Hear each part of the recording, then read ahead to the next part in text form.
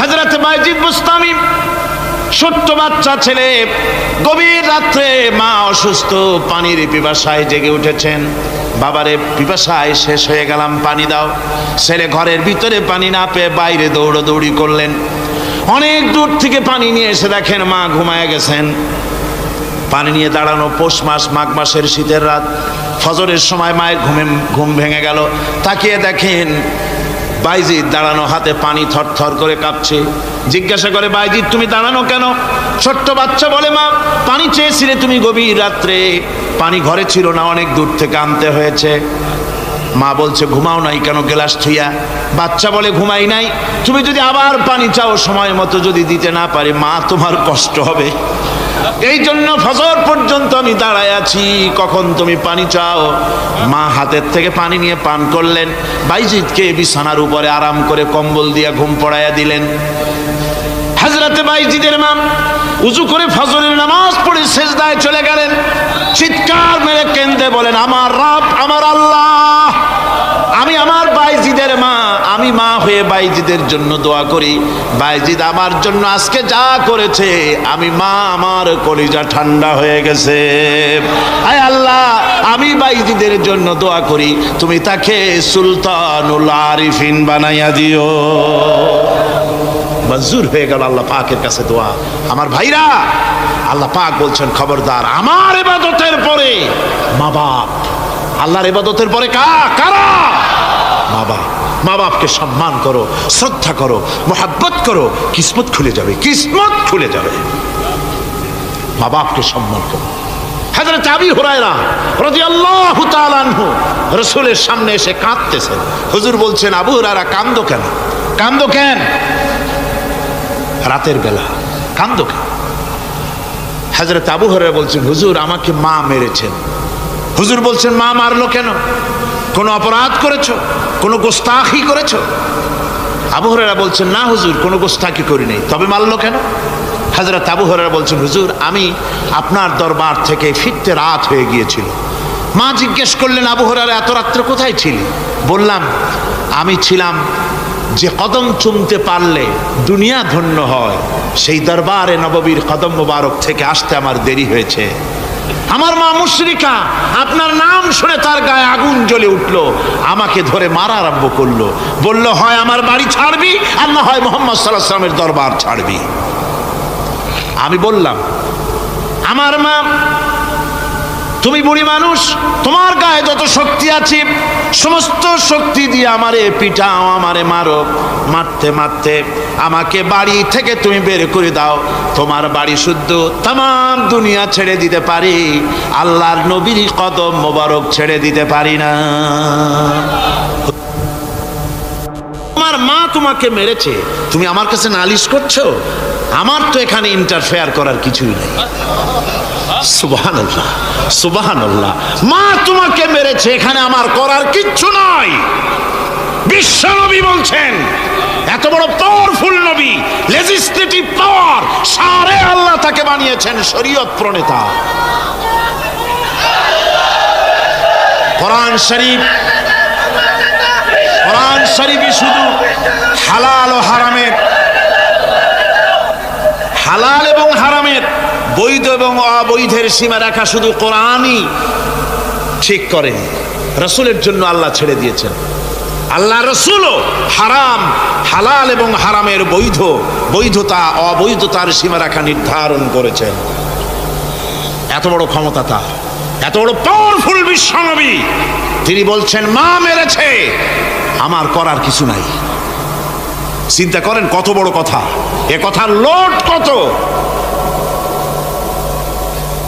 হযরত আবু হুরায়রা বলেন, ইয়া রাসূলুল্লাহ, মা মাকে মেরেছেন, আমি আল্লাহর নবীর কাছে মায়ের বিরুদ্ধে নালিশ করতে আসি নাই। বললেন, কেন এসেছো? হযরত আবু হুরায়রা বলেন, হুজুর এসেছি একটা কারণে, আমি জানি আল্লাহ নবী যদি আল্লাহর দরবারে হাত উঠায়া কোনো জিনিস বলে, আল্লাহ রাব্বুল আলামিন সঙ্গে সঙ্গে মঞ্জুর করে নেন। হুজুর আমি এসেছি, মেহেরবানি করে দোয়া করুন আমার মাকে যেন আল্লাহ হেদায়েত নসিব করে দেন। আল্লাহ নবী হাত উঁচু করে বললেন, আল্লাহুম্মা হিদি উম্মা আবি হুরায়রা, আয় আল্লাহ আমি দোয়া করি আবু হুরায়রার মাকে তুমি হেদায়েত নসিব করে দাও। রাসূলুল্লাহ দোয়া করছেন আর আবু হুরায়রা সমানে দৌড়াচ্ছেন। তিনি দৌড়াচ্ছেন, পেছন থেকে কয়েকজনে আবু হুরায়রার জামা টেনে ধরেছে, দৌড়ক।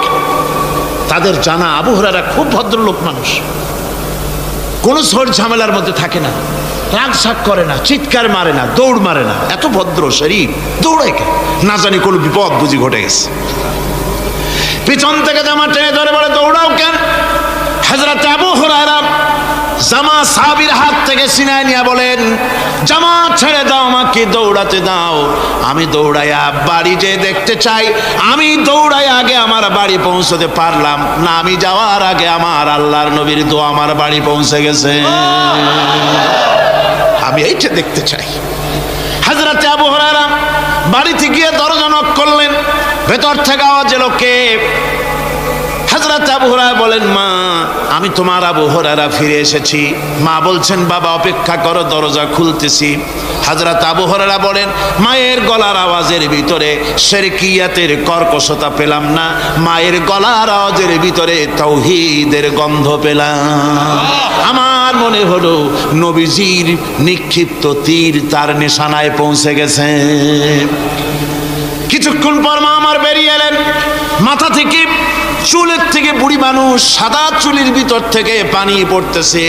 মা বলল, বাবারে তোমারে মারার পর আমি বড় অনুতপ্ত হয়েছি, অনুশোচনা করেছি, আমি গোসল করেছি, মনে মনে ভাবলাম আমার ছেলে তো কোনো খারাপ জায়গায় যায় নাই, কেন তারে মারলাম? আমি বড় লজ্জায় পড়েছি তোমারে মেরে। ও আমার আবু হুরায়রা, আমি গোসল করেছি, পবিত্র হয়ে গেছি, জলদি করে আমাকে নিয়ে চলো বিশ্ব নবী জনাবে মুহাম্মদুর রাসূলুল্লাহর দরবারে। হযরত আবু হুরায়রার মা ঘোষণা করলেন, আশহাদু আল্লা ইলাহা ইল্লাল্লাহু ওয়াহদাহু লা শারীকা লাহু ওয়া আশহাদু আন্না মুহাম্মাদান আবদুহু ওয়া রাসূলুহু। আমার ভাইরা, মা বাপ সবচেয়ে সম্মানের জিনিস। আল্লাহর ইবাদতের পরই মা বাপের খেদমত করতে হবে। আল্লাহ পাক বলছেন, বান্দারে দেখ, মায়ের পেট থেকে আনলাম, মায়ের বুকের মধ্যে মহব্বত পয়দা করলাম, এত মহব্বত দিলাম তোর উপরে, যে কোনো বিদেশে যান, যেখানে যান, বাড়িতে ফিরলে পরে সকলে ছেলে মেয়ে ভাই বোন সবাই দেখবে সুটকেসে আমার জন্য আনছে কি, সবাই চিন্তা করবে আমার জন্য কি এনেছে। একমাত্র মা সন্তানের মুখের দিকে তাকাবে, কখন খাইছে সে। সুবহানাল্লাহ, সুবহানাল্লাহ, আমার বাসার মুখখানা শুকনা, তুই বুঝি আজকে কিছু খাইস নাই। বিদেশে যেসব সন্তান থাকে, মা কাটা কবুতরের মতো ছটফট করে। আমার ছোটবেলার কথা আমি দেখেছি, সরসিনা মাদ্রাসা পড়তাম, আব্বা টাকা দিতেন মাদ্রাসায় যাওয়ার সময়, আবার মা আবার মুরগির ডিম বিক্রি করা, বিভিন্ন জিনিস বিক্রি করা বা বাজার করার পয়সা, উদ্বৃত্ত কিছু পয়সা আব্বার অজান্তে আমার হাতের মুঠার মধ্যে দিয়ে দিতেন। যখন মাদ্রাসার দিকে রওনা হয়েছি, পর্দার আড়াল থেকে দরজা থেকে দেখতাম, যতক্ষণ তাকায় দেখতেছি চোখ থেকে পানি দরদর করে পড়তেছে। সুবহানাল্লাহ, মা কি জিনিস! আল্লাহ আল্লাহ আল্লাহ। বিদেশে যদি কারো সন্তান মারা যায়, সবার জানার আগে কবি বলতেছেন, বিদেশে বিরাজ্যে যার পুত্র মারা যায়, পশু পক্ষী না জানিতে আগে জানে মা। মায়ের কলিজার তারে টান লেগে যায়, মা বুঝতে পারে আমার সন্তানটা নাই। আহারে মা! আমার বন্ধুগণ, মা যার বেঁচে আছে বেয়াদবি করেছেন, পাও ধরে মাপ নিয়ে নেবেন, পাও ধরে মাপ নিয়ে নেবেন। মা তো পাও ধরে দেখবেন মাফ করে দিবে। সুবহানাল্লাহ, সুবহানাল্লাহ, কত দরদ তার বুকের মধ্যে।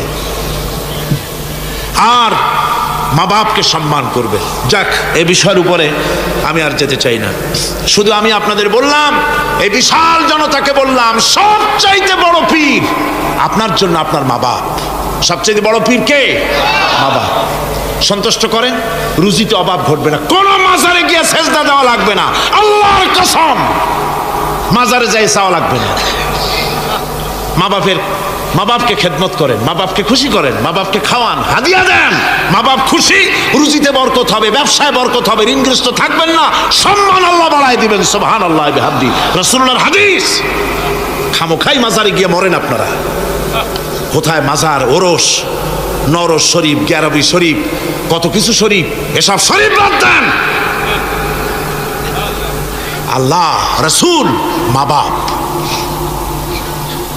ওলিউল্লাহ যারা, তাদের দোয়া মঞ্জুর হয়, তাদের দোয়া মঞ্জুর হয়। আল্লাহ পাক ওলিউল্লাহদের মধ্যেও বহুত রেখেছেন, দোয়া আল্লাহর দরবারে কবুল হয়ে যায়। কিন্তু মা বাপের বেলায় কোনো সন্দেহ নাই। ওলিউল্লাহর দোয়া আপনার জন্য কবুল হইতেও পারে, নাও হইতে পারে, কিন্তু মা বাপের দোয়া কবুল হবেই। কোন সুবহানাল্লাহ বিহামদিহি। আমি কিন্তু কোনো অলিউল্লাহকে অশ্রদ্ধা করছি না, তাই করছি নাকি?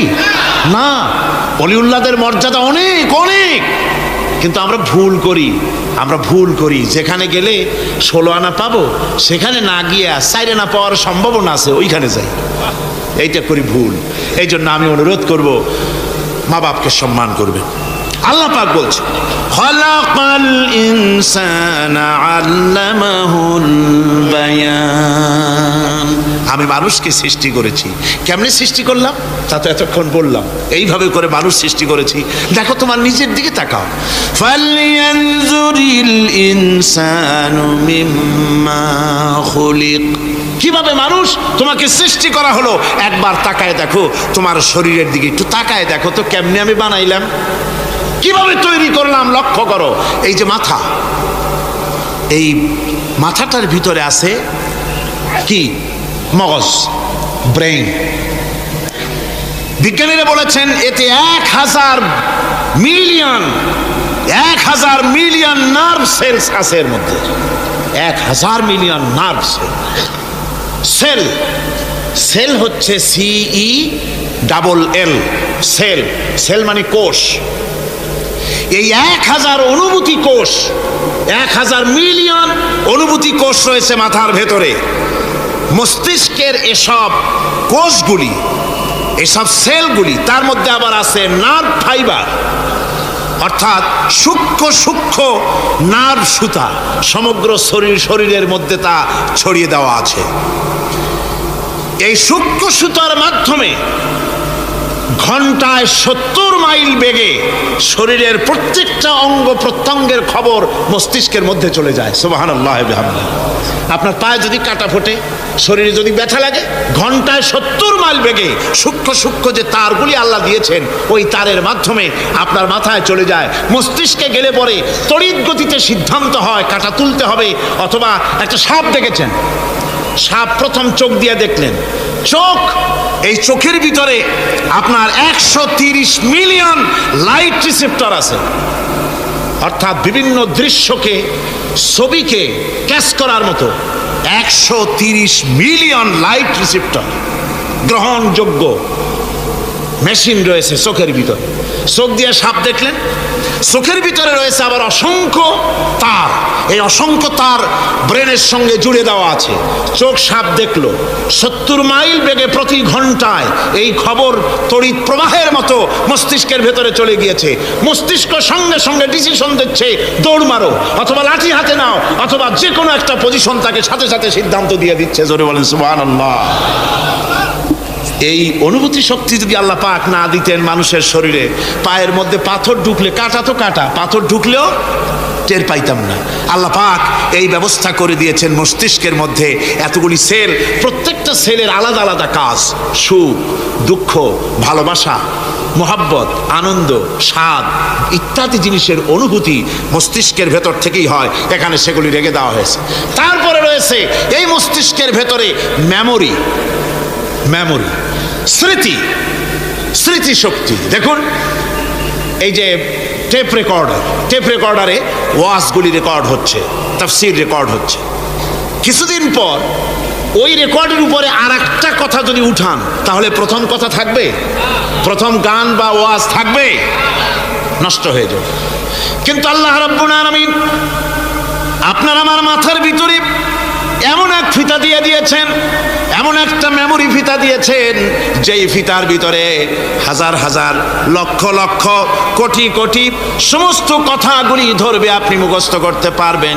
আগে যা মুখস্থ করেছেন পরে মুখস্থ করলে পরে আগেরটা মুছে যাবে না। সুবহানাল্লাহ বিহামদিহি। কি সুন্দর করে মস্তিষ্কের ভেতরে এই মেমোরি শক্তিকে আল্লাহ পাক তৈরি করে দিয়েছেন। চিন্তা করলে মাথা নত হয়ে যাবে আল্লাহর দরবারে। আল্লাহ পাক বলছেন এই জিনিস আমি তোমার মাথার মধ্যে রেখেছি। দেখুন মানুষ কত কথা বলে, কত বই পড়ে, মানুষের মাথায় যত কথা আছে সব কথা যদি লিপিবদ্ধ হয় ভলিউম ভলিউম হয়ে যাবে, যা একটা লাইব্রেরিতে ধরা সম্ভব নয়। অর্থাৎ আপনার মাথাটা হচ্ছে একটা বিশ্বকোষ, আপনার মাথাটা হচ্ছে একটা বিরাট বিশ্বজোড়া লাইব্রেরি। জোরে কোন সুবহানাল্লাহ। আপনার মাথায় যা আছে তা আপনার কোনো বিল্ডিং এর মধ্যে ধরবে না, কোনো গ্রামে কোনো দেশের মধ্যে তা ধরবে না, এত জিনিস আপনার মাথার মধ্যে আছে, ঠিক কি না? এরপরে আল্লাহ পাক একটা চোখ আমাদের দিলেন।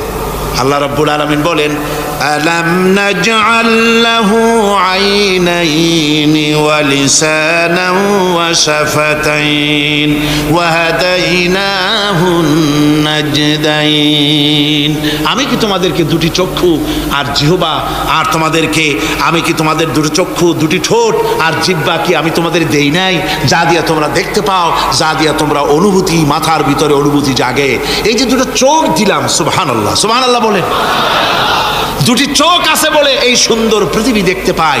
চোখ দুটি না থাকলে পৃথিবী অন্ধকার, মা দেখতে পাবো না, কোরআন দেখতে পাবো না, পৃথিবী দেখতে পাবো না, বাপ দেখতে পাবো না, সন্তান দেখতে পাবো না, দুনিয়াটা মিথ্যা হয়ে যাবে, ঠিক কিনা? ছোট্ট চোখ, 1 থেকে 1.5 ইঞ্চির ভিতরে এত সুন্দর দুটি ক্যামেরা, যে ক্যামেরা দিয়া দুনিয়ার সব কিছুকে ক্যাচ করা যায়, সব ক্যাচ করা যায়। বলুন তো এমন একটা বাক্স আপনারা কেউ বানায় দিতে পারবে যে বাক্সের ভিতরে হাতি, ঘোড়া, বাঘ, ভল্লুক, ময়না, টিয়া, পাহাড়, পর্বত, নদ, নদী, কীট, পতঙ্গ, তরু, লতা, গাছপালা গোষ্ঠী শুদ্ধা ধরবে, আরো খানিকটা জায়গা বাকি থাকবে, এরকম একটা বাক্স কেউ বানায় দিতে পারবে? পারবে না। এমন একটা বাক্স পৃথিবীর কোনো মিস্ত্রি বানাতে পারবে না। কিন্তু আল্লাহ রাব্বুল আলামিন আপনার আমার কপালের নিচে 1 থেকে 1.5 ইঞ্চির ভিতরে এমন 2টা ফিল্ম বক্স তৈরি করে দিয়েছেন, যা দিয়ে তাকাবেন আপনি কোটি কোটি মানুষ দেখবেন, পাহাড় দেখবেন, সমুদ্র দেখবেন, সূর্য দেখবেন, চন্দ্র দেখবেন। এত কিছু দেখার পরেও চোখের ভিতরে আরো খানিকটা জায়গা ফাঁকা থেকে যায়। কি বিরাট নিয়ামত এই চোখ আল্লাহ পাক আমাদেরকে দান করেছেন। এই চোখকে হেফাজতের জন্য আবার চোখের উপরে সানসেট তুলে দেওয়া আছে। সানসেট ভুরু, আল্লাহ ভুরু লাগায় দিয়েছেন, নিচে একটু হাড় জায়গায় দিয়েছেন, উপরে সানসেট, ভেতরে চোখ, যাতে করে বল এসে লাগলে পরে চোখটা গলে না যায়, আছাড় খেলে পরে চোখটা গলে না যায়, চোখটাকে সেফ সাইডে রেখে দিয়েছেন আল্লাহ পাক সুবহানাহু ওয়া তাআলা। আল্লাহ পাকের কাছে শুকরিয়া তো আদায় করলাম না, আদায় করি। আসুন পড়ি আমরা সবাই আলহামদুলিল্লাহি রাব্বিল আলামিন। আল্লাহ পাক বলেন আলাম নাজআল লাহু আইনাইনি ওয়া লিসানান ওয়া শাফাতাইন। জিহ্বা দিলাম আমি তোমাকে, এই জিহ্বার ভিতরে 3000 আস্বাদন স্তর আছে। বিজ্ঞানীরা বলেছেন একটা জিহ্বার মধ্যে 3000 আস্বাদন স্তর আছে। প্রত্যেকটা স্তরের সাথে মস্তিষ্কের সাথে তার লাগানো আছে। জিহ্বায় সব জিনিসের টেস্ট নেবেন আর তার অনুভূতি, তার স্বাদটা ওখানে টের পাবে মস্তিষ্কের ভেতরে। এই জিহ্বা আল্লাহ পাক দান করে দিলেন মুখের মধ্যে। সুবহানাল্লাহ বিহামদিহি। সব রকমের স্বাদ পান না একরকম? জিলাপির স্বাদ একরকম, রসগোল্লার স্বাদ আর এক রকম, ছানার স্বাদ আর এক রকম, বেলের স্বাদ একরকম, তালের স্বাদ আর এক রকম, মুরগির স্বাদ একরকম, খাসির স্বাদ আর এক রকম, লোট্টা ফিশের স্বাদ একরকম, শুটকির স্বাদ আর এক রকম, কোরাল মাছের স্বাদ আর এক রকম, শাকের স্বাদ আর এক রকম। হাজার হাজার খাদ্য দ্রব্যের স্বাদ এক জিহ্বা দিয়ে আল্লাহ রাব্বুল আলামিন নেওয়ার তৌফিক দিলেন। খালাকাল ইনসান, কি সুন্দর করে মানুষ বানালাম। দেখিস না, শুকরিয়া আদায় করিস না, এগুলি দেখবি আর শুকরিয়া আদায় করবি কি সুন্দর করে আমি আল্লাহ তোমাকে সৃষ্টি করেছি। শুধু তাই নয়, আল্লাহ পাক বলেন ইয়া আইয়ুহাল ইনসানু মা গাররাকা বিরাব্বিকাল কারীম। ও মানুষ, কোন জিনিস তোমাকে ধোকায় ফেলে দিল? তোমার মহান প্রভুর ইবাদত থেকে, গোলামি থেকে কোন জিনিস তোমারে ধোকায় ফেলে দিল? কেন ধোকায় পড়ে গেলে? কোন খোদা? الذي خلقك فسواك فعدلك في أي سورة ما شاء ركبك। ওই আল্লাহ যিনি তোমাকে সুগঠিত করেছেন, তোমাকে সুন্দর করেছেন, সুস্থ করেছেন, সম্পৃক্ত করেছেন, সংযোজিত করেছেন।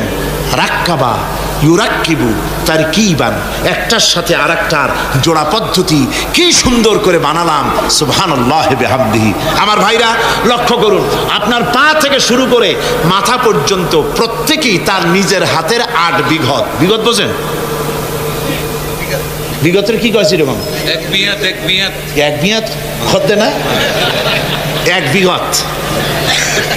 1 বিঘত এইটাকে কি বলে? 1 বিঘত। প্রত্যেক ব্যক্তি তার পা থেকে শুরু করে, পায়ের তালু থেকে শুরু করে মাথা পর্যন্ত কয় বিঘত? 8 বিঘত। মাইফে দেখেন বাড়ি যায়। আর দুনিয়ার সব করলেন কিন্তু নিজের শরীরটা দেখেন নাই, শরীরটা দেখেন নাই। পা থেকে নিয়ে হাঁটু পর্যন্ত 2 বিঘত, হাঁটু থেকে কোমর পর্যন্ত 2 বিঘত, কোমর থেকে বুক পর্যন্ত, হাট পর্যন্ত 2 বিঘত, হাট থেকে মাথার তালু পর্যন্ত 2 বিঘত। মোট কয় বিঘত হলো? 8 বিঘত। আবার মানুষ যদি পাখির মতো দুটো ডানা এভাবে বিস্তার করে দেয়, তো ডান হাতের আঙ্গুল থেকে নিয়ে বাম হাতের আঙ্গুল পর্যন্ত এর দৈর্ঘ্য আসবে 8 বিঘত। তার মানে লম্বাও 8 বিঘত, চওড়াও। এর কোনো ব্যতিক্রম পৃথিবীর কোনো মানুষের হবে না। বাড়ি যেয়ে মাপে দেখেন। অবশ্য নিজেরটা, অপরেরটা মাপলে তারতম্য হবে। এভাবে করে আল্লাহ সুবহানাহু ওয়া তাআলা সুন্দর করে সাজিয়ে তৈরি করে দিলেন। এরপরে মানুষের ফিঙ্গার প্রিন্ট, আঙ্গুলের ছাপ। মানুষ আজকে সই দেয়, তারপরে কয় যে না ওই সই আমি দেইনি। সাক্ষী দেয় আদালতের কাঠগড়ায় দাঁড়িয়ে। আচ্ছা ভাই, এত লোকের একসাথে পেশাব চাপছে। আমি বলছিলাম যে প্রকৃতির নিতান্ত ন্যাচারাল কল হলে উঠবেন, এটা কিন্তু ঠিক না। আপনার বোঝা উচিত কমন সেন্সের কমন বাদ দিয়া। শুধু সেন্সও যদি থাকে তো চিন্তা করা উচিত লক্ষ মানুষকে ঠেলা এমন বেয়াদবি, নিতান্ত জবরদস্ত পায়খানা না আসলে কেউ কষ্ট দিবেন না, মানুষকে কষ্ট দিবেন না। পেশাব এবং পায়খানার জবরদস্ত ঠেলা না আসলে মানুষকে আল্লাহর রাস্তে কষ্ট দিবেন না। লক্ষ লক্ষ মানুষের সঙ্গে বেয়াদবি করবেন না। আমার ভাইরা, বলতেছিলাম ফিঙ্গারপ্রিন্ট। আজকে সাক্ষ্য দিয়া বলে আমি ওই সাক্ষী দেই নাই। সাক্ষী দিয়ে কোর্টে সাক্ষী দেয়, তারপরের দিন আবার যখন কোর্টে হাজির হয় কয় যে ও কথা মিথ্যা, আমি ওটা বলি নাই। এরপরে সই করে, পরের দিন কয় যে ওই সই আমার না, মিথ্যা সই। আল্লাহ রাব্বুল আলামিনের অ্যাডমিনিস্ট্রেশন দেখুন। রাব্বুল আলামিন এমন সুন্দর ফিঙ্গারপ্রিন্টের ব্যবস্থা করলেন, আঙ্গুল দিয়া যদি কাগজের উপরে বুড়ো আঙ্গুলের ছাপ লাগায় দেন, কিয়ামত পর্যন্ত আপনি আপনার 14 গোষ্ঠী এসে ওকে এটাকে অস্বীকার করতে পারবে না। পৃথিবীর কোন মানুষের ফিঙ্গারপ্রিন্টের সাথে আরেকজনের আঙ্গুলের ছাপ মিলবে না। সুবহানাল্লাহ, জোরে কোন সুবহানাল্লাহ। আল্লাহ কয় কি সুন্দর বানাইলাম, দেখছো? একটু তাকায় দেখো জোড়া পদ্ধতি কেমনে জোড়াগুলি দিলাম। আঙ্গুলের মাথা থেকে বাহু পর্যন্ত 8খানা জোড়া। কয়খান জোড়া? মোট পুরা শরীরে 360টা জোড়া। কয়টা জোড়া? 360টি জোড়া পুরা শরীরের মধ্যে। আর আঙ্গুল থেকে শুরু করে বাহু পর্যন্ত 8খানা জোড়া আছে। এই যে জোড়াগুলি গুনে দেখছেন কখনো? না, গোনা হয় না। এ দিয়ে হাতাহাতি, মারামারি, ঘুষাঘুষি এই তো করি। গুনে দেখার সময় কই? আল্লাহর নবী বলেছেন, আল্লাহ রাব্বুল আলামিনের সৃষ্টি নৈপুণ্যতার উপরে কেউ যদি 1টা ঘন্টা চিন্তা করে, আল্লাহ রাব্বুল আলামিন তার আমলনামায় 60 বছরের নফল ইবাদতের সওয়াব লিখে দেন। 60 বছরের নফল ইবাদতের সওয়াব লেখা যাবে আল্লাহর এই সৃষ্টি নৈপুণ্যতার উপরে চিন্তা করলে। এই যে জোড়াগুলি দেখেন, হাত আঙ্গুলের ভিতরে জোড়াস, কবজায় জোড়াস, কনুইতে জোড়াস, কোনোই তো যদি কবজা না থাকতো, আপনি খাবার খেতেন, খাবার মুখের দিতে পারতেন না, হাত তো ক্লোজ হবে না, যেহেতু এখানে কবজা নাই, এটা ক্লোজ হবে না। এখানে যদি কবজা না থাকে তাহলে হাতটা হবে একখান লাঠি, অথবা বড় জোর এটাকে বলতে পারেন একখান কাঁটা চামচ। এই কাঁটা চামচ দিয়ে একজন আর একজনের খাওয়াই দিবেন মাত্র, নিজেরটা নিজে খাওয়া যাবে না। তা আবার আঙ্গুলে যদি কবজা না থাকে, অপরকে খাওয়াইতে গিয়ে কাঁটা চামচের 2 আঙ্গুল কারো নাকের সেদার মধ্যেও ঢুকে যেতে পারে। এত সুন্দর করে আল্লাহ বানালেন, কত বড় কারিগর তিনি, সুবহানাল্লাহ কন, কত বড় কারিগর আল্লাহ রাব্বুল আলামিন। তাই বলেন, ইয়া আইয়ুহাল ইনসানু মা গাররাকা বিরাব্বিকাল কারীম। কোন জিনিস তোমাকে ধোঁকায় ফেলে দিল? ওই মহান আল্লাহ রাব্বুল আলামিনের ইবাদত থেকে, গোলামি করা থেকে। কি সুন্দর করে বানালাম। আমার ভাইরা, আমার নিজের জীবনের এক দৃষ্টান্ত আমি প্রায় বলি লোকদেরকে।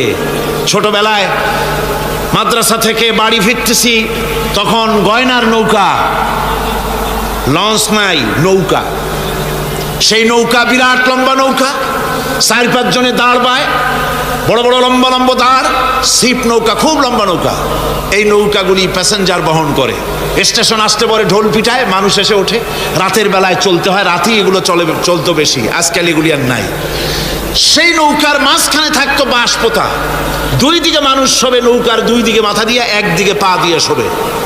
ছাত্র জীবন, শুয়ে আছি এরকম করে, কিন্তু পা লম্বা করা যায় না, পা লম্বা করলে আর একজনের বুকের উপরে গিয়ে ওঠে। এভাবে করে পা কতক্ষণ গোটো করে রাখা যায়? কিছুক্ষণ পর মনের মধ্যে চিন্তা জাগলো যে আল্লাহ, হাঁটুতে তো ব্যথা করতেছে, এই হাঁটুগুলি যদি নাট বল্টুর মতো মোড়ায় মোড়ায় খোলার সিস্টেম করে দিতে, তাহলে তো এখন কষ্ট হতো না। ঠ্যাংডারে মোড়াইয়া খুলিয়া তারপরে ব্যাগের মধ্যে ভরিয়া বালিশের কাজও হতো, ঠ্যাংও ব্যথা করতো না। ছাত্র হলে যত চিন্তা মাথার মধ্যে আসে, এইসব চিন্তা, কেনুর মধ্যে একটা মুড়ি প্যাঁচ হলে ভালো হইতো, এইসব চিন্তা করতেছে।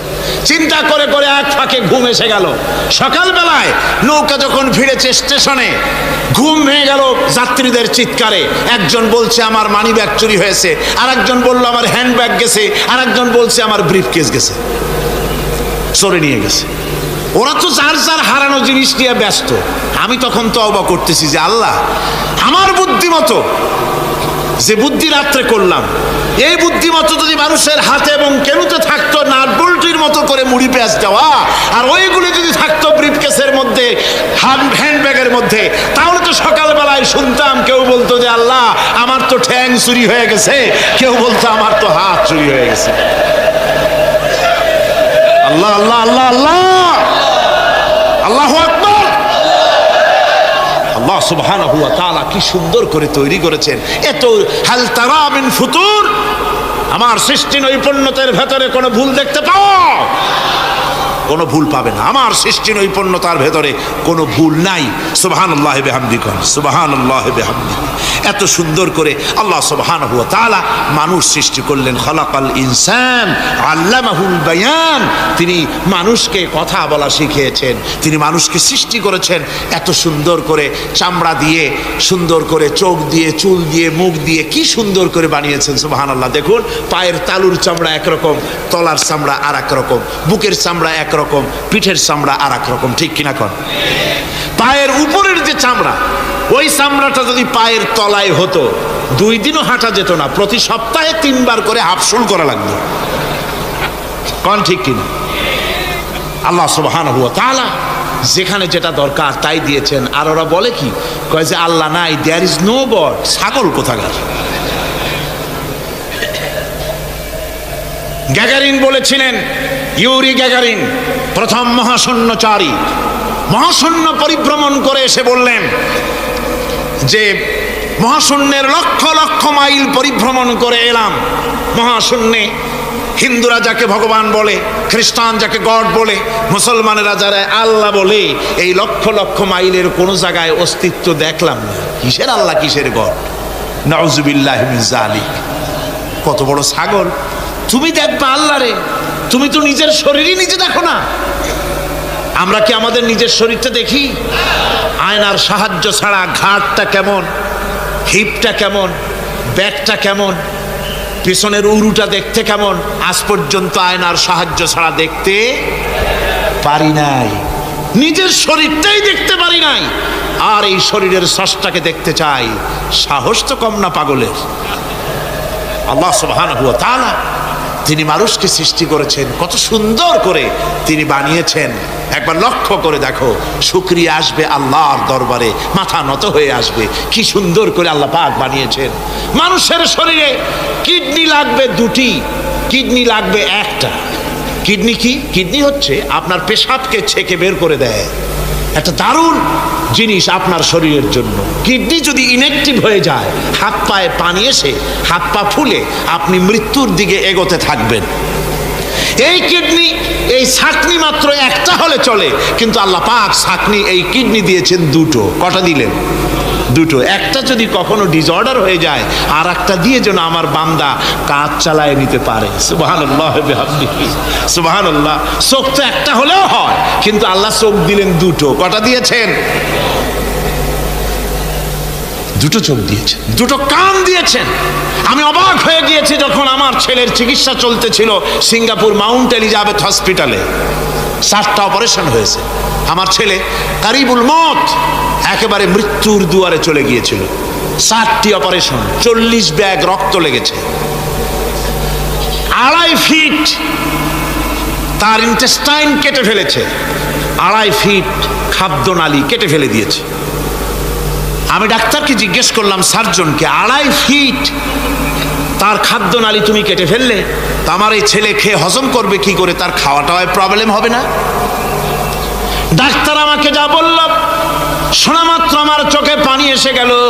ডাক্তার বলল, তুমি জানো না, আমি তো মাত্র 2.5 ফিট কেটেছি। তোমার স্রষ্টা, এই পৃথিবীর স্রষ্টা মানুষ যিনি সৃষ্টি করেছেন, প্রত্যেক মানুষের পেটের ভিতরে এই খাদ্যনালীকে রব্বুল আলামিন 22 ফিট লম্বা করেছেন। 22 ফিট লম্বা আছে এটা। আমি তো মাত্র 2.5 ফিট কেটেছি। কোনো প্রয়োজনে যদি কাটতে কাটতে আরো কাটা হয়, 10 ফিটও কাটা হয়, কষ্ট হবে না। সুবহানাল্লাহ বিহামদিহি। তার শ্বাস নেওয়ার জন্য, প্রশ্বাস নেওয়ার জন্য কি ব্যবস্থা আল্লাহ পাক করেছেন। হার্ট, মানুষের হার্ট বিট হচ্ছে, এটাকে হার্ট বিট যেটা হয়, সংকোচন সম্প্রসারণ। এই যে মানুষ, ডাক্তাররা বলে রুগী হার্ট অ্যাটাক করেছে, হার্ট অ্যাটাক করেছে। হার্ট যে হার্ট অ্যাটাক করলো, অ্যাটাকটা কি? অ্যাটাকটা হচ্ছে সংকোচন সম্প্রসারণ, সংকোচন সম্প্রসারণ, এরকম হচ্ছে। ফট করে এটা অ্যাটাক করলো, আর যদি ছেড়ে না দেয়, এটাই অ্যাটাক করা, এটাই তার জীবনটা শেষ হয়ে যাওয়া। ডাক্তাররা বলেছেন যে মানুষের শরীরের সব কিছু চিন্তা করে, গবেষণা করে বহুত কিছু বুঝেছি, কিন্তু হার্টটা এরকম পাঞ্চিং কেন করে, এই জিনিস আজও পর্যন্ত আমাদের মাথায় ঢোকে নাই। সুবহানাল্লাহ। আল্লাহ পাক কি সুন্দর করে এই পাঞ্চিং এর মাধ্যমে, হার্ট যেভাবে করতেছে, এই পাঞ্চিং এর মাধ্যমে সমস্ত শরীরের রক্তগুলি পা থেকে শুরু করে মাথা পর্যন্ত সব ছড়িয়ে দেওয়া হচ্ছে। এভাবে এভাবে ছড়িয়ে দেওয়া হচ্ছে যাতে করে মানুষ জীবিত থাকে, শরীরের রক্ত গরম থাকে, হিম শীতল হয়ে মানুষ যেন মারা না যায়। এই জন্য আল্লাহ সুবহানাহু ওয়া তাআলা এত সুন্দর ব্যবস্থা করেছেন। এক সময় আঘাত পেয়ে অনেকগুলি রক্ত যদি পড়ে যায়, মানুষ রক্ত শূন্যতায় মরবে না, আবার খানিকটা রক্ত রিজার্ভও থাকে, আল্লাহ পাক রিজার্ভ করে রাখেন। স্পঞ্জের ভিতরে পানি থাকলে উপর থেকে টের পাওয়া যায়, ওরকম খানিকটা রক্ত আল্লাহ শরীরের ভিতরে রিজার্ভ করে গেছেন। এই জন্য বড় বড় ডাক্তাররা, বড় বড় ডাক্তার, বড় বড় বিজ্ঞানী কখনোই নাস্তিক হয় না। এই সব দৃশ্য দেখে তারা মনে করে নিশ্চয়ই একজন কেউ আছেন যিনি এগুলি তৈরি করেছেন, এগুলি এমনে এমনে হয় নাই। যিনি তৈরি করেছেন তিনি কে? তিনি হচ্ছেন আল্লাহ সুবহানাহু ওয়া তাআলা। তিনি এগুলি সৃষ্টি করেছেন, তিনি এগুলি তৈরি করেছেন। ওই আল্লাহ পাকের কাছেই আমাদের সকলকেই ফিরে যেতে হবে। আল্লাহ রাব্বুল আলামিন তিনি বলছেন, আমি মানুষ সৃষ্টি করেছি, খালাকাল ইনসানা আল্লামাহুল বায়ান। মানুষ সৃষ্টি করেছি, শুধু মানুষকে সৃষ্টি করি নাই, আমি আবার তার জোড়াও তৈরি করে দিয়েছি।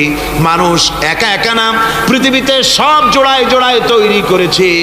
উদ্ভিদের মধ্যে জোড়া তৈরি করেছি, প্রাণী জগতের মধ্যে জোড়া তৈরি করেছি। এই দুনিয়ার ভিতরে যা কিছু আছে, উদ্ভিদ হোক আর মানুষ হোক, প্রাণী জগৎ হোক, সবগুলিকে আমি আল্লাহ জোড়া বানাইছি। জোড়ায় জোড়ায় নর এবং নারী সবগুলির মধ্যে করে দিয়েছি, যাতে করে তোমরা তাদের কাছে শান্তি পাও। আর তোমাদের মধ্যে ভালোবাসা সৃষ্টি করেছি, মহব্বত সৃষ্টি করে দিয়েছি। আর পরিণত বয়সে এই মহব্বতকে আমি আল্লাহ করুণার সহৃদয়তায় পরিণত করে দেই। তোমার থেকে তোমার জোড়া নারী সৃষ্টি করেছি, স্ত্রী। সেই স্ত্রীর কাছে তুমি তোমার স্বস্তি শান্তি ফিরে পাবে। আর যখন বৃদ্ধ হয়ে যাবে, তখন এই ভালোবাসাটাকে আমি করুণা আর মহব্বতের মধ্যে পয়দা করে দেই। এর দ্বারা এই ভালোবাসা এবং মহব্বতের মাধ্যমে সন্তান সন্ততি পৃথিবীতে আসে, নাতি আসে, পৌত্র আসে, পৌত্রী আসে। এভাবে করে আত্মীয় স্বজন পরিবেষ্টিত অবস্থায় দুনিয়ায় মানব বংশ আমি এভাবে করে বৃদ্ধি করি। আর এরপরে মানব সৃষ্টি করে মানুষকে এক পরিবেশ সৃষ্টি করে দিয়ে তাকে কথা বলারও আমি ভাষা শিখিয়েছি।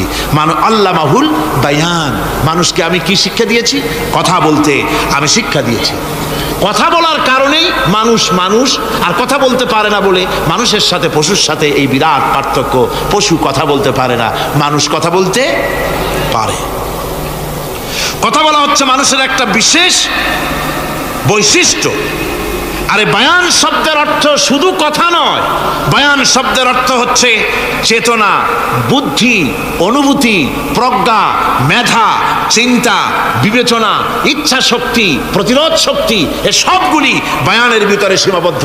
যে আমি বায়ান শিক্ষা দিয়েছি, তার মানে এতগুলি জিনিস আমি তোমার মধ্যে আমি সৃষ্টি করে দিয়েছি মানুষের মধ্যে। এরপরে এ বায়ান একটি শিক্ষা। শিক্ষা বলতে বোঝায়, এই শিক্ষাটা আল্লাহ সবাইকে দিয়েছেন। মাছ সাঁতার কাটতে পারবে, পাখি আকাশে উঠতে পারবে। পাখিকে আল্লাহ ওড়ার ক্ষমতা দিয়েছেন। মুরগির বাচ্চা ডিমের থেকে বের করে পানির মধ্যে ছেড়ে দিবেন, ও সাঁতার কাটতে পারবে না। আপনি আমারে কন, মুরগির ডিমের ভিতরে মুরগির বাচ্চা, হাঁসের ডিমের ভিতরে হাঁসের বাচ্চা, সে কি করে বোঝে ডিমের কোন অংশ পাতলা, সেই অংশটা সে অপারেশন শুরু করে দেয়। সে কিন্তু সব জায়গায় ঠকায় না।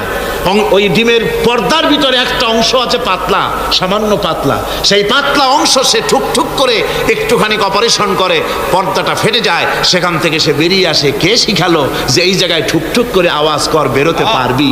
কে শিখালো? আল্লাহ পাক শিক্ষা দিয়েছেন। এটা বায়ানের অন্তর্গত। মানুষকে দিয়েছেন বায়ান, ওকে দিয়েছেন শিক্ষা। হাঁসের বাচ্চা পানির ভিতরে ছেড়ে দিলে ওকে সাঁতার কাটতে হবে, কে শিখালো? আল্লাহ পাক। বাতাসে পাখিরা উড়ে বেড়ায় ডানা মেলে। আওয়ালাম ইয়ারাউ ইলা তায়রি সাফাতিন ওয়া ইয়াকবিদনা মা ইউমসিকুহুন্না ইল্লার রহমান। দেখে নাকি তারা পাখিটি কেমন? মেলি দুটি লঘু ডানা, উড়িয়া বেড়ায় শূন্যের পরে নাহি তার কোনো মানা। আবার সে ডানা গুটাইয়া চলে কিন্তু পড়ে না তবু, বলকে বা তারে শূন্যে রাখিছে ভিন্ন সে এক প্রভু। প্লেনের মতো, এরোপ্লেনের মতো, দেখছেন না পাখিগুলি এরকম এরকম করে ওড়ে। আবার কখনো উঠতে গিয়ে আর ডানা দোলায় না, দুটো ডানা শরীরের সাথে মিশাইয়া একেবারে রকেটের মতো উড়ে চলে যায়, কিন্তু পড়ে যায় না। কে তাকে শূন্যের উপরে রেখেছে? জোরে কর, কে রেখেছে? এই ট্রেনিং আল্লাহ পাক তাকে দিয়েছেন। আল্লাহ পাক তাকে এই শিক্ষা দিয়েছেন। এই শিক্ষা, পানিতে সাঁতার কাটবে মাছ, বায়ুতে ভেসে বেড়াবে পাখি, তারপরে মানুষের চোখের পলক পড়বে, পাকস্থলী হজম করবে, এসব শিক্ষা আল্লাহই দিয়েছেন। প্রত্যেকটা জিনিসকে সৃষ্টি করেছেন, আর তার কাজটাও কিভাবে হবে তাও আল্লাহ পাক শিখিয়ে দিয়েছেন। এই জন্য শুধুমাত্র এই শিক্ষাটুকুনি নয়, মূল শিক্ষা হচ্ছে আল্লামাহুল বায়ান। এর আসল অর্থ হলো মানুষের জ্ঞানের পূর্ণতার জন্য আল্লাহ পাক বায়ান দিয়েছেন। সে বায়ান হচ্ছে কোরআনে কারীম। সে বায়ান কি? কোরআন। এই কোরআন হচ্ছে মানুষের জ্ঞানের পূর্ণতা। কোরআন দিয়েই মানুষের জ্ঞান পরিপূর্ণ হয়। ওমা উতীতুম মিনাল ইলমি ইল্লা কালিলা, তোমাদেরকে খুব সামান্যতম জ্ঞান দেওয়া হয়েছে। আসল জ্ঞানের মালিক কে? আল্লাহ সুবহানাহু ওয়া তাআলা। আল্লাহ রাব্বুল আলামিন বলেন আশ-শামসু ওয়াল কমারু বিহুসবানিন ওয়ান নাজমু ওয়াশ-শাজারু ইয়াসজুদান। সূর্য এবং চন্দ্র একটা বিরাট একটা হিসাবের অনুসরণে বাধ্য। সূর্য আর চন্দ্র একটা হিসাবের অনুসরণে বাধ্য, এর ব্যতিক্রম হওয়ার কোনো উপায় নাই। সূর্য এবং চন্দ্র তার আপন আপন কক্ষপথে ঘুরবে, ইচ্ছে মাফিক সূর্য চন্দ্র ঘুরতে পারবে না। রাত 12টার সময় সূর্য এসে বলতে পারবে না বেটা রাত সর, আমি এখন উদিত হব, পারবে? পারবে না। দিনের দুপুরের সময় রাত এসে মাথা চাড়া দিয়ে জাগাতে পারবে না, দিন সরে যা, আমি এখন সবটাকে রাত বানায় দেব, পারবে না।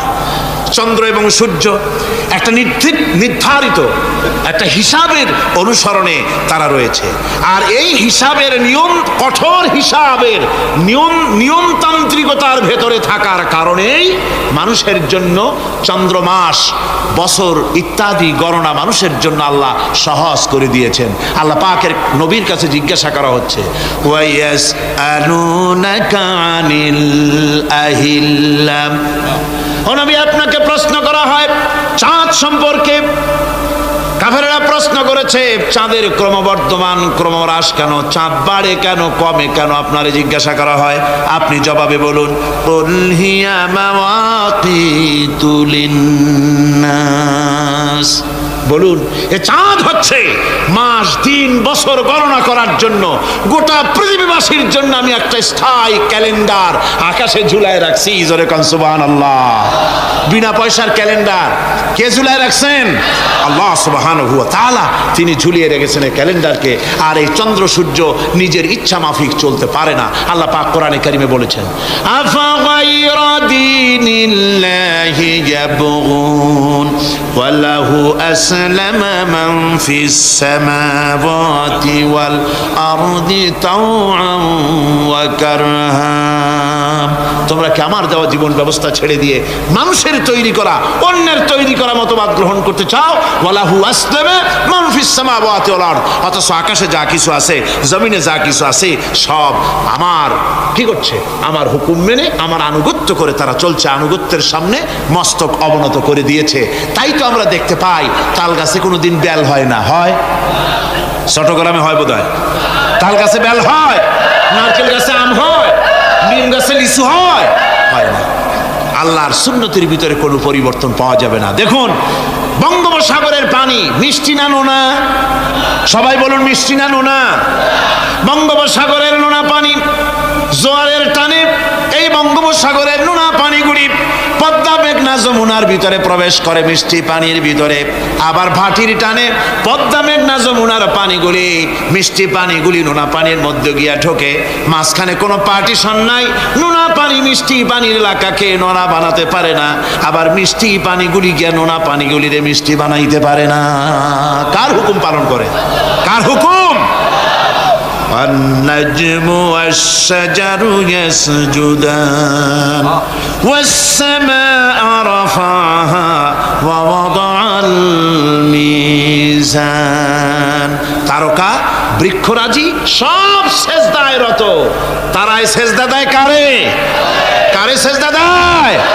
চাঁদ সেজদা করে কাকে? সূর্য করে কাকে? গাছপালা করে কারে? আল্লাহ পাককে সেজদা করে সবাই। সমস্ত সৃষ্টি জগতের কাজ হলো তিনটা। সৃষ্টি জগতের কাজ কয়টা? তিনটি কাজ। একটা কাজ হচ্ছে সৃষ্টি জগৎ মহান আল্লাহর উদ্দেশ্যে সিজদা করবে, তার হামদ করবে, তার তাসবিহ করবে। তিনটা কাজ, সিজদা করবে, হামদ করবে, তাসবিহ করবে। এই তিনটা কাজ হচ্ছে সৃষ্টি জগতের। গোটা পৃথিবীর সব কিছু আল্লাহ পাককে সিজদা করছে। কোরআনে কারিমে রব্বুল আলামিন বলেন, ওয়ালিল্লাহি ইয়াসজুদু মান ফিস সামাওয়াতি ওয়াল আরদি তাওআন ওয়া কারহা ওয়া যিলালুহুম বিল গুদুবি ওয়াল আসাল। আল্লাহ পাক বলেন আকাশে যা কিছু কিছু আছে, জমিনে যা কিছু আছে সব কিছু আমার সেজদা করে। এমনকি গাছও আমার সেজদা করে। গাছগুলি সকাল বেলায় গাছের ছায়া সকাল বেলায় আর বিকাল বেলায় নিজের ছায়া লম্বা করে দিয়ে আমার সামনে সেজদায় পতিত হয়ে যায়।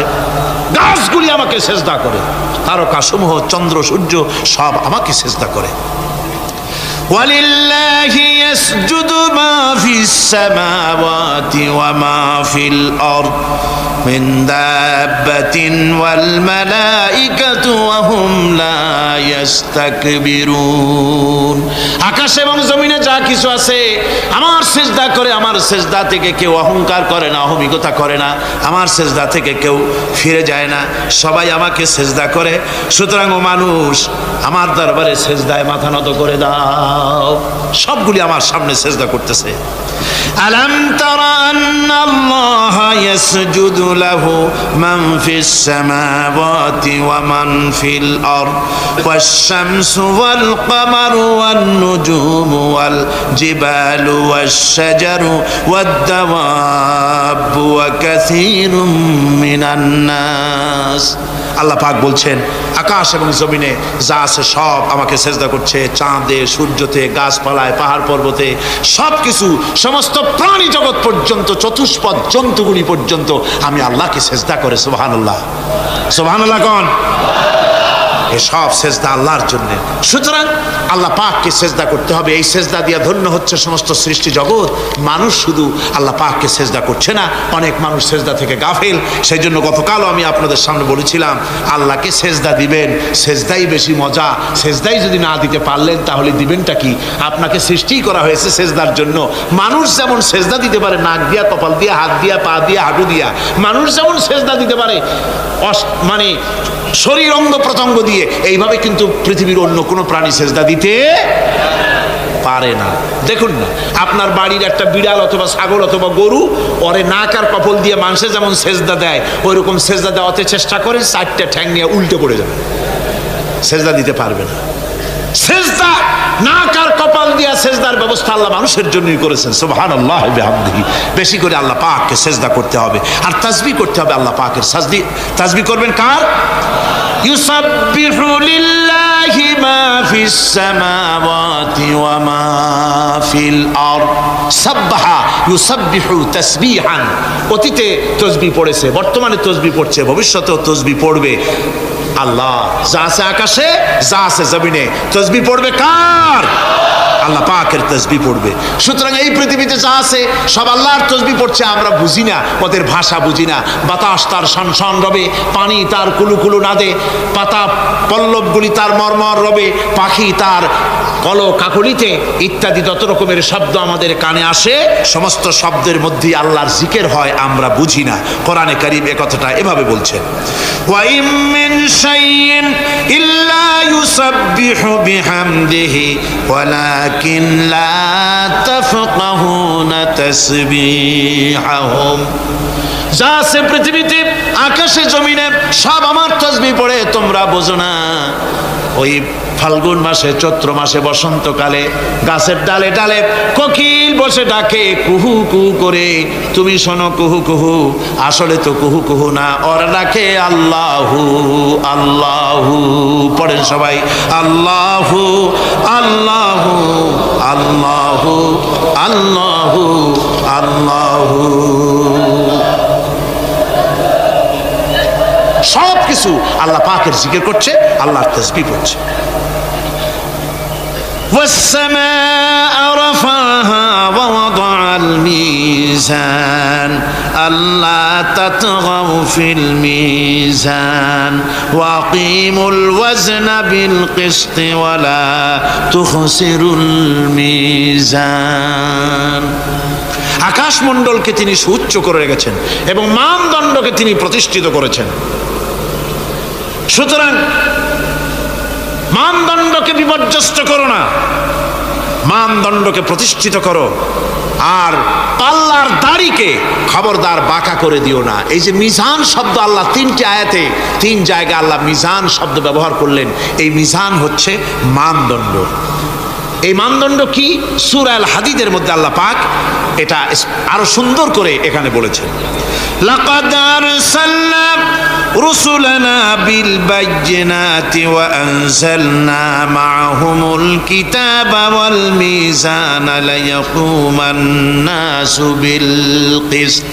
আমি রাসূলদেরকে, অবশ্যই আমি আমার রাসূলদের পৃথিবীতে প্রেরণ করেছি, তাদের সাথে দিয়েছি বাইয়িনাত, তাদের সাথে দিয়েছি কিতাব, আর তাদের সাথে দিয়েছি আমি মিজান। সমস্ত নবীদেরকে তিনটা জিনিস দেওয়া হয়েছে কোরআনে। এখানে বলা হচ্ছে কয়টা জিনিস? তিনটা। একটা হচ্ছে কিতাব, একটা হচ্ছে বাইয়িনাত, আর একটা হচ্ছে মিজান।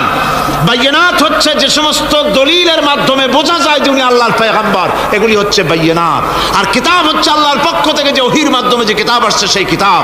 আর মিজান হচ্ছে ন্যায় বিচার, সুষ্ঠু বিচার। এই সুষ্ঠু বিচার যা দিয়ে হক এবং বাতিলকে বোঝা যায়, এই ন্যায় বিচার, সুষ্ঠু বিচার কোরআনের মাধ্যমে আল্লাহ পাক নবীদেরকে দান করেছেন। সুতরাং এই পৃথিবীতে যদি আমরা শান্তি চাই, স্বস্তি চাই, আমরা যদি নিরাপত্তা চাই, তাহলে মিজান, জাস্টিস কায়েম করতে পারে কেবলমাত্র কোরআন।